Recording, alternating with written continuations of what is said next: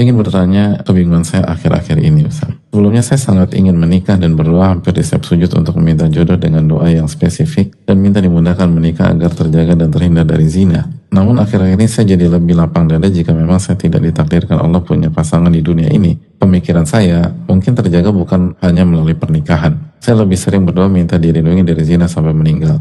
Karena itu saya jadi jarang dan lupa berdoa tentang jodoh. Kalau berdoa pun isinya tidak spesifik dulu, hanya minta dimudahkan menikah dengan jodoh yang Allah ridhoi agama dan akhlaknya.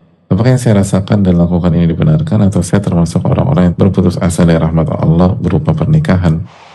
Pertama, kita tahu ulama fikih menjelaskan hukum nikah kepada seorang itu berbeda-beda. Ada yang wajib, ada yang sunnah, ada yang mubah, bahkan ada yang makruh. Dan penjelasannya secara spesifik ada di dalam buku-buku fikih para ulama kita. Artinya kalau kita belum sampai derajat wajib, ya tidak harus dan seterusnya. Yang kedua, keutamaan menikah bukan hanya tentang terjaga dari zina. Terjaga dari zina salah satu tujuan penting. Bahkan di sebagian pasangan bukan jaminan juga.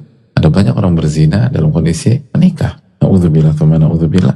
Jadi ada banyak keutamaan tentang pernikahan. Menjaga diri dari zina. Lalu bagi wanita mendapatkan pemimpin dalam hidupnya. Kalau laki-laki mendapatkan ketenangan, litaskunu ilaiha, agar Anda hidup tenang bersama dia. Dan itu hal yang sangat penting sekali bagi kehidupan laki-laki. Lalu mendapatkan sakinah, mawaddah, warahmah dalam kehidupan, rasa cinta dan kasih sayang. Itu memperbaiki kualitas hidup. Lalu keturunan, bicara keturunan jika memang Allah berikan keturunan bagi suami dan istri. Lalu ini proses belajar untuk naik kelas sebagai seorang hamba dan seorang manusia.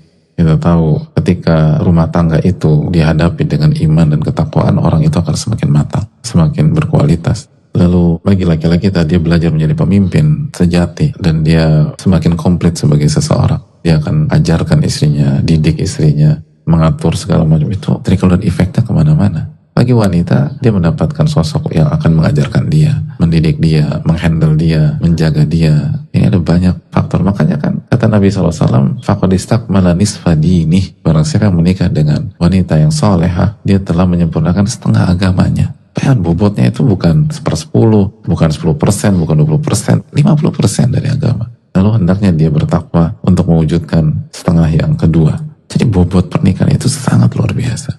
Jadi sekali lagi bukan hanya tentang terjaga dari zina. Ada banyak cabang keimanan yang akan kita dapatkan ketika kita menikah. Kita belajar problem solving dan kita belajar kesabaran, belajar bersyukur, belajar qanaah dalam pernikahan. Ada banyak amalan hati yang kita pelajari. Jadi itu yang membuat seseorang akan semakin baik dan kualitas agamanya semakin bagus.